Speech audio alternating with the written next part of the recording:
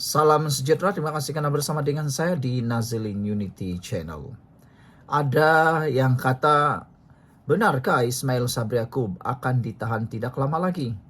Semua itu hanya sekadar satu fitnah.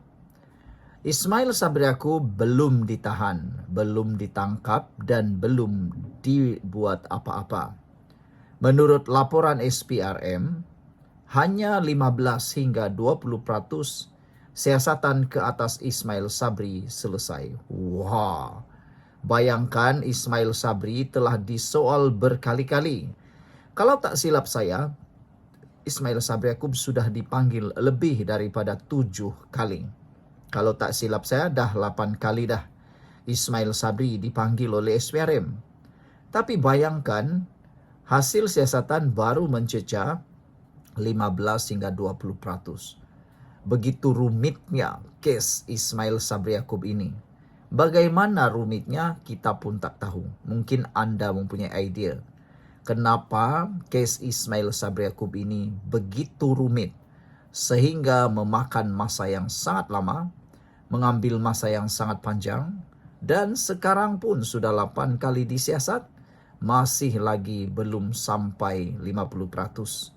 Baru sekitar 15 hingga 20%. Jadi, adakah ini case yang betul-betul berprofil tinggi? Walaupun telah disoal siasat berkali-kali berhubung pengisytiharan harta, Ketua Pesuruhjaya SPRM Azam Baki berkata, siasatan terhadap bekas Perdana Menteri Ismail Sabri Yaakob masih di peringkat awal. Katanya, siasatan hanya selesai kira-kira 15 hingga 20%, sambil menambah bahawa ahli Parlimen Berak itu dipanggil untuk disoal siasat semula. Kata Azam Baki, kami akan memanggil beliau dalam tempoh 2 minggu lagi. Kerana ada beberapa dokumen kita minta beliau sediakan dan kes ini masih lagi berjalan, kata Azam Baki. Kali ini siasatan adalah berhubung dengan pengisytiharan hartanya. Jadi, ia memang akan mengambil masa sedikit, katanya ketika ditemui pemberita selepas merasmikan persidangan anti rasuah Asia Tenggara 2025 di Putrajaya hari ini.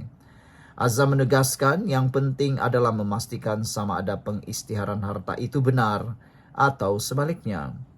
Sekiranya pengisytiharan harta itu didapati tidak benar atau tidak mencukupi, tindakan lanjut boleh diambil, katanya lagi. Sebelum ini, Ismail Sabri sudah 7 kali dipanggil SPRM dengan kali terakhir pada Khamis lalu. Dia disiasat berhubung kes rasuah dan pengubahan wang haram, berhubung perbelanjaan dan perolehan dana untuk promosi serta publicity program keluarga Malaysia ketika tempoh perkhidmatannya sebagai Perdana Menteri ke-9 dari Ogos tahun 2021 hingga November 2022.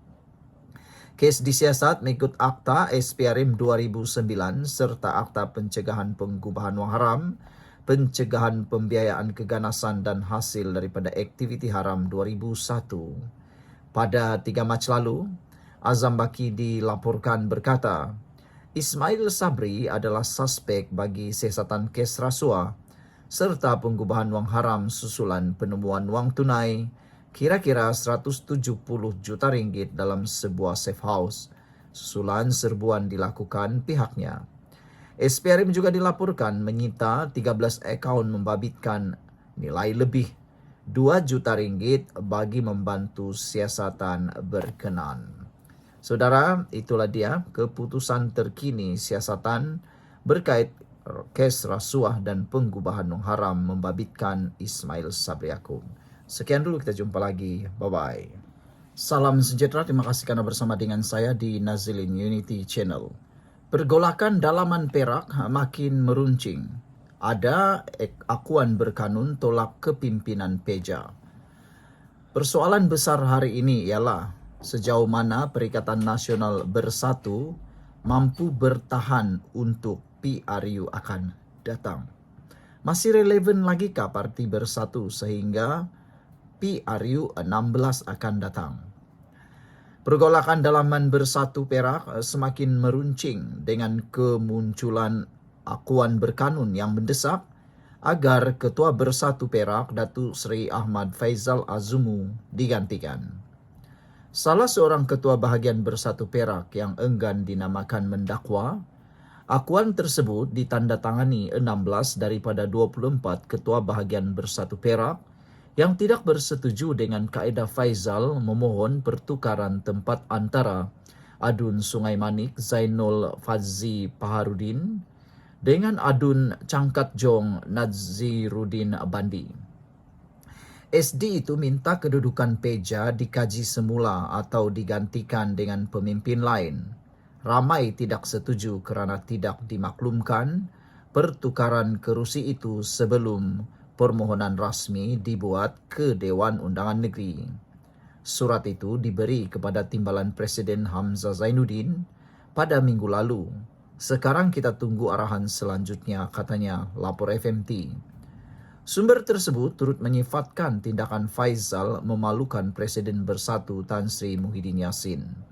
Faizal yang lebih mesra dengan panggilan Peja memohon penukaran kerusi ekoran daripada pelantikan Nazaruddin sebagai Setiausaha Bersatu Perak.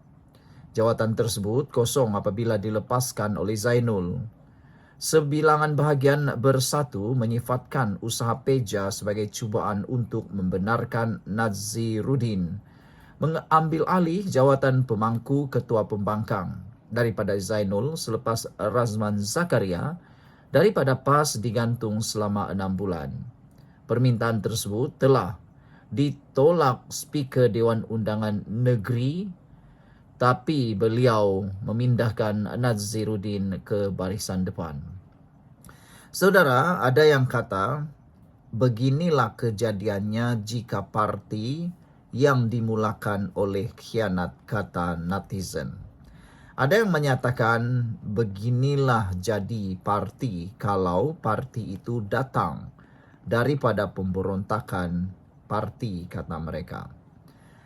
Dan selain itu, itulah jadi kepada Parti Bersatu yang ada ramai lompat parti, terutamanya daripada Parti Gabungan Pakatan Harapan. Itu sebabnya mereka kata Bersatu memang tidak akan dapat bersaing dalam PRU akan datang, dan ada yang menjangkakan Parti Bersatu mungkin akan mengikut jejak langkah Parti Pejuang.